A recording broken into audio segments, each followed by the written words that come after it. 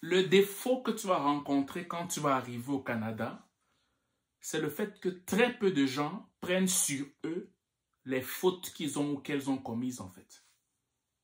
Je vais recommencer.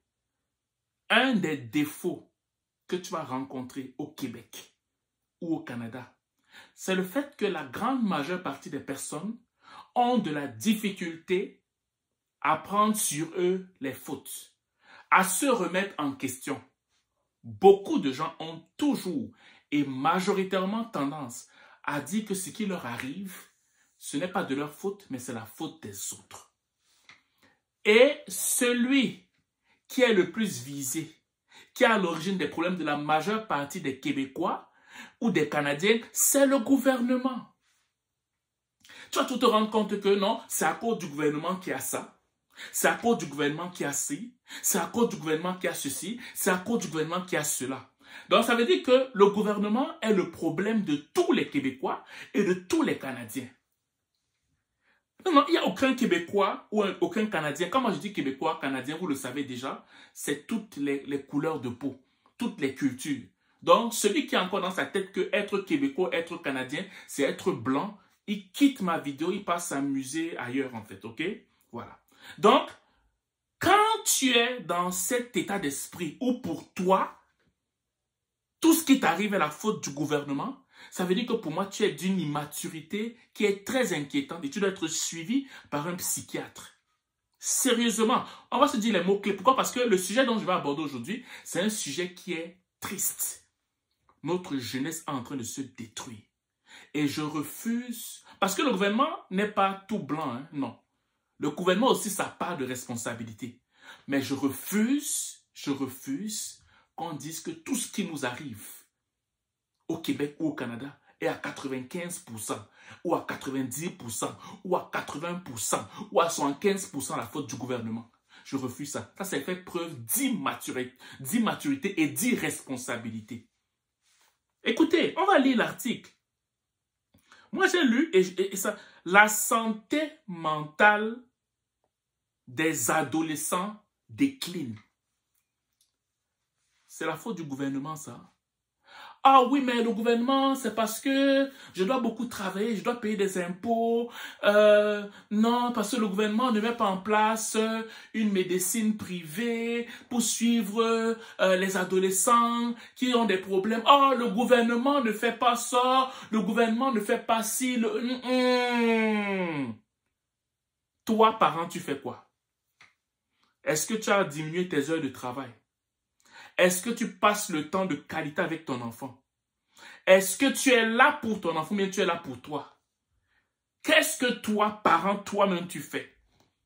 Pourquoi pour toi, quand tu souffres, c'est la faute forcément de François Legault? Pourquoi quand tu souffres, c'est forcément la faute de Justin Trudeau? Pourquoi quand tu souffres, je veux dire, ton apaisement doit aller dans le but de cribler de quoi un parti politique? Ça, c'est quel état d'esprit? C'est quel état d'esprit? Ça, j'essaie de comprendre. Honnêtement, j'essaie de comprendre. Pourquoi tu ne te dis pas que, bon, il y a ça, peut-être qu'il y a une faille. Qu'est-ce que moi, je peux faire pour venir en aide à ma propre vie ou à la vie de ma famille? C'est ça qu'il faut se poser. Bon, il y a des failles dans le système, ok.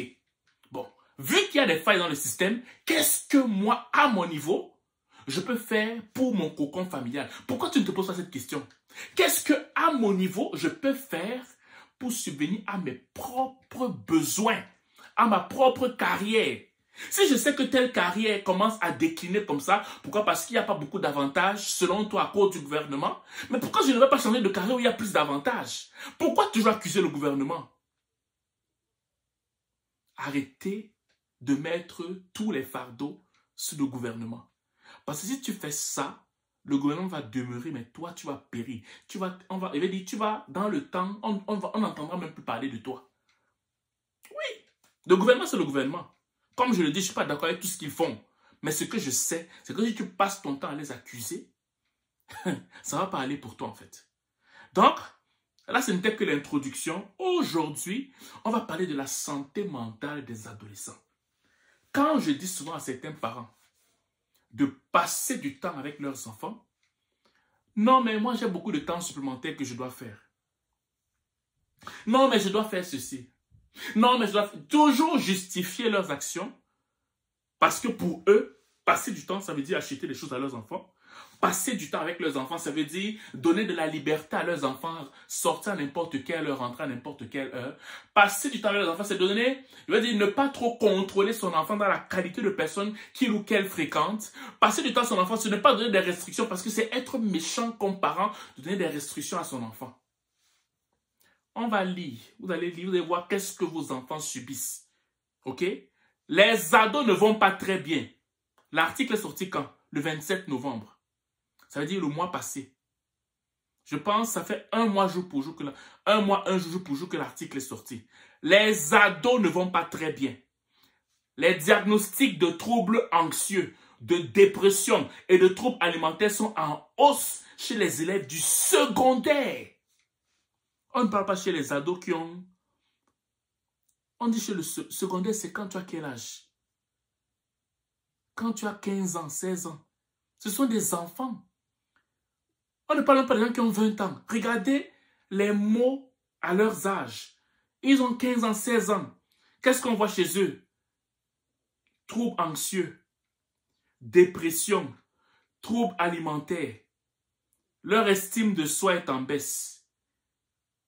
Et l'utilisation, je vais dire, l'utilisation des cellulaires augmente parce que ils vont, pour compenser ça, ils vont développer, je veux dire, des amitiés virtuelles, privilégier des amitiés virtuelles.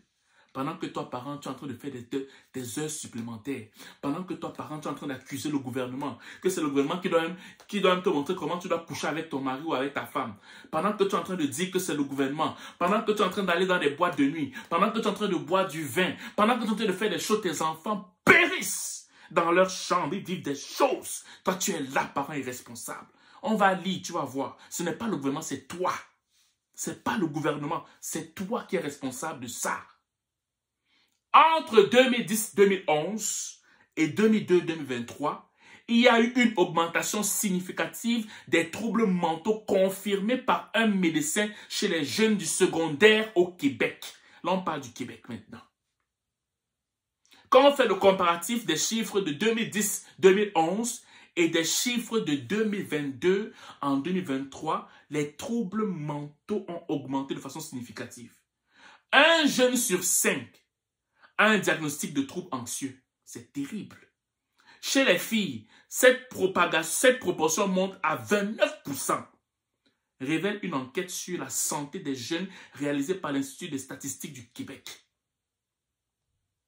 Ainsi, environ 6% des élèves du secondaire ont pris des médicaments pour des symptômes d'anxiété ou de dépression.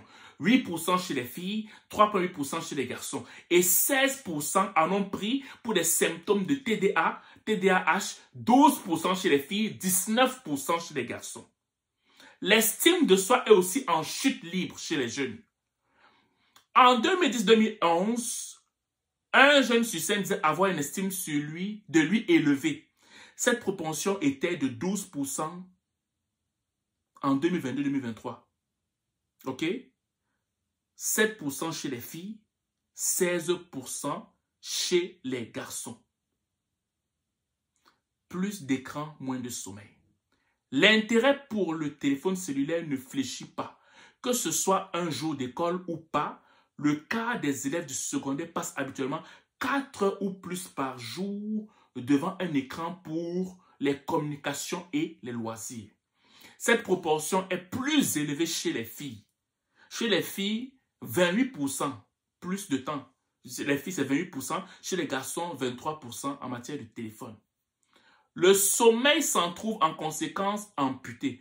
Un peu moins de la moitié, 48% des jeunes du secondaire dorment moins que la durée recommandée pendant une semaine d'école. On te dit 48%. Moi, je dis 50%. 48, là, pour moi, j'arrondis ça à 50. Donc, ça veut dire que toi, parent, tellement tu donnes la liberté à ton enfant, qu'un enfant sur 2, tu ne peux pas dire à ton enfant que mets ton téléphone de côté, dors. Tu as peur que ton enfant va se fâcher parce que tu lui as dit ça. Tu as peur que ton enfant va se fâcher. On te dit un enfant sur 2 n'a pas un sommeil adéquat durant sa semaine d'études parce qu'il passe son temps au téléphone. Et après, on est surpris du décrochage scolaire. Après, on est surpris que l'enfant ne performe pas à l'école. Après, on est surpris que les enfants commencent à prendre des décisions dans leur vie. Tu vois les types de choix de ton enfant, tu te demandes qu'est-ce qui se passe alors qu'un enfant est déprimé. L'enfant prend des idéologies par-ci. Tu ne contrôles pas parce que tu te dis que non, mon enfant doit être libre. Nous ne sommes pas quand même dans un tiers monde. On est dans la liberté d'expression. Ceux qui passent plus de temps sur un écran sont proportionnellement plus nombreux que ceux qui y consacrent moins de temps à avoir le nombre d'heures de sommeil inférieur à celui recommandé. Des relations amoureuses teintées de violence. Attends, on est en train de parler des adolescents, ce n'est pas des adultes. Hein. Je tiens juste à vous le dire. Tout ce que je suis en train de dire, ce ne sont pas des adultes. On parle de gens qui sont dans la quinzaine, là, 15 ans, 16 ans, là, 17, on parle d'eux, là. Parce que là, quand on lit ce texte, on va très vite, on a l'impression que ce sont des jeunes. Non, non, non, ce sont des adultes. Non, qu'est-ce que je raconte? Ce ne sont pas des adultes, ce sont des jeunes. Hein? Les jeunes du secondaire ont des relations sexuelles plus tardivement, montre l'étude. Bon, ça c'est quand même une bonne nouvelle. Pourquoi c'est mauvais? Les jeunes du secondaire ont des relations sexuelles plus tardivement, montre aussi l'étude. La proportion d'élèves qui ont eu une relation sexuelle consensuelle au moins une fois au cours de leur vie est passée de 37% à 30% entre 2022 et 2023. Ben pour moi, je trouve que c'est une bonne nouvelle. Si on retarde plus la relation sexuelle, pour moi, je ne vois pas en quoi c'est mauvais. 4 jeunes du secondaire sur 10 ont dit avoir eu des relations amoureuses dans l'année qui a précédé l'enquête de l'ISQ. Une proportion salariale à 37% dit avoir subi une forme de violence dans le cadre de cette relation. Qu'elle soit physique, psychologique ou sexuelle. Un jeune sur 5 a admis avoir infligé une telle violence.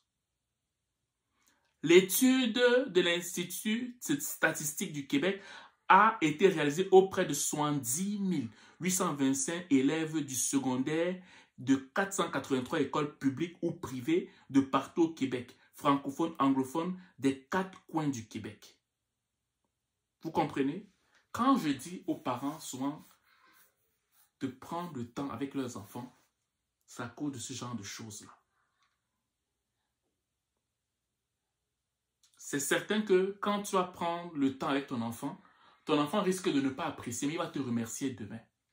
C'est certain que l'enfant va penser que tu ne lui accordes pas une forme de liberté parce qu'il peut faire ce qu'il veut. Mais demain, l'enfant va te remercier. Je ne peux pas te dire combien il y a beaucoup de gens qui sont brisés. Beaucoup de jeunes gens dans la vingtaine, quand tu vois leur choix, ils veulent entrer dans les habits des personnes matures parce qu'ils ont toujours été dans la rébellion de plus jeunes. Mais tu vois leurs décisions, tu vois comment ils parlent, tu vois comment ils se comportent en société, toujours en train de confronter, je veux dire, l'autorité. Parce que c'est comme ça que le jeune ou la jeune s'est en sorti dans la vie. Ces jeunes sont complètement, ils sont comme ébranlés dans leur jeunesse, quand ils commencent à devenir des jeunes adultes. Tu ne fais pas du bien à ton enfant si tu ne l'assistes pas. Tu es en train de détruire un jeune de demain. Et après, ces jeunes-là deviennent des délinquants. Même s'ils travaillent, ils ont des emplois qui sont stables, des emplois reconnus. Leur approche à la vie est complètement biaisée. Donc, moi, cette vidéo, c'est simplement pour but de te dire, arrête d'accuser le gouvernement pour tout. Toi, en tant que parent, il est de ta responsabilité, même s'il y a des failles dans le système social, de prendre tes responsabilités et d'éduquer ton enfant convenablement, d'être présent pour ton enfant convenablement, même si c'est difficile, même si tu dois faire 2 boulots, même si tu dois décrocher la lune, prends tes responsabilités. Je sais de quoi j'en parle parce que j'ai aussi des enfants, j'ai aussi des jeunes enfants et il a fallu que je prenne des décisions, que je fasse des choix. Peut-être que la qualité de vie va diminuer, peut-être. Peut-être que tu pourrais gagner 200 000, mais à cause de ton enfant, tu vas gagner 100 000, mais tu vas être présent dans la maison. Mais c'est important de privilégier ton enfant parce que non seulement c'est ta progéniture, mais aussi c'est un citoyen qui va être exemplaire, qui va apporter un plus au Canada. Voilà. Donc, c'est ce que je voulais te dire aujourd'hui. J'espère que cette vidéo va te sensibiliser. Que tu m'écoutes ou que tu ne m'écoutes pas, c'est pas grave, j'aurai parlé. Sur ce, tu te passes une excellente journée ou une excellente soirée, dépendamment du lieu où tu m'écoutes. Ciao.